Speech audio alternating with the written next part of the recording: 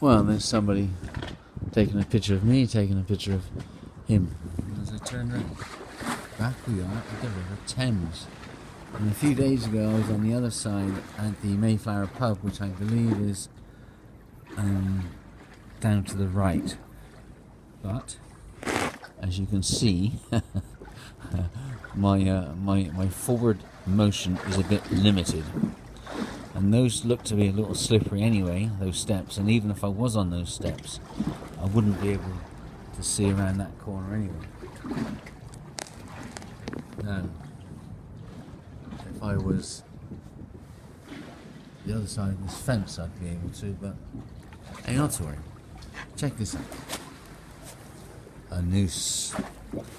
Now that rope looks to be reasonably new, so I don't think it was the one that they were using a couple hundred years ago, whenever.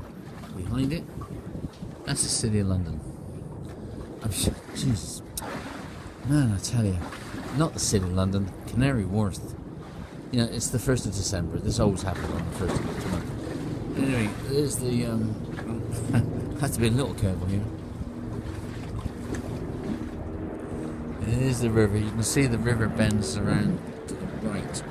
So Canary Wharf isn't on the other side of the river. The river bends around to the right and goes in front of, from our point of view anyway, Canary Wharf. So Canary Wharf is on the north side of the river, as am I, and over there is the south side of the river. And you can see here there's a bit of a balcony, and this is a pub. This pub is called the Prospect of Whitby, and the noose is there for a reason. Let me go this way out. Ooh. They have food there and everything else, you know, normal kind of pub prices though, which means, high-ish, I suppose. And here's this photographer again. Okay. Lovely morning for it. Okay, now here we are. Here's the D3 going to Leamouth. Okay, there's those stairs, the Pelican Stairs. And right next to it, the Prospect of Whitby.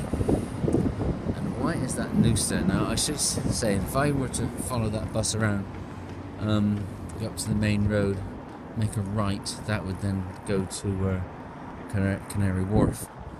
If I go this way, there's a Waitrose down here. Anyway, we're in Wapping, and I'm about to tell you a story that is quite possibly true. I've heard it many times, and I've never heard anyone say anything but. So there's a good chance that the following story is true. But it may not be, so just a warning. Anyway, we are in an area called Wapping. And if you imagine the City of London and Canary Wharf, and you draw a straight line between them, it's about 2 miles. And everything south of that, well, not everything, but more or less south of that line is an area called Wapping. W-A-P-P-I-N-G. If you look on a map, it's still the way it is today. Okay. Now, that noose is there because back in the days, this is the 19th century and all that, then a lot of this area was docklands. And even up until the time of the Second World War, which is why the Germans spent so much time and effort bombing this area, and which accounts for a lot of the history of the East End, of course, because now we're, strictly speaking, we're in the East End of London. I mean, the City of London is just down there. I mean, it's only 3/4 of a mile before you get to the City of London. But anyway, so there used to be lots and lots of docks here. And back in the day, the vessels would come in from whichever country they'd come in, and they'd drop anchor in the river, and they'd have to go through a customs procedure before the goods on those vessels would then move to smaller vessels, and they would then come ashore, and maybe they did customs ashore, I don't know. But anyway, but there were also pirates. So there were people trying to evade the customs fees, and there were also pirates who would attempt to raid the ships and steal what they could. Now, when such people, whether it be pirates or customs chiefs, were caught, one of the punishments potentially inflicted upon them was to be encased, if you can imagine, a suit of armour, and a full suit of armour. Because if you go look at the average suit of armour, if you look at the back of it, there's no protection there. The protection's around the front. But if you can imagine a suit of armour that you're wearing, but it has, like, if you like, horizontal slats around the sort of torso area. So you'd have like a horizontal slat that might be 3 or 4 inches high, and then a gap of about 3 or 4 inches before the next horizontal slat.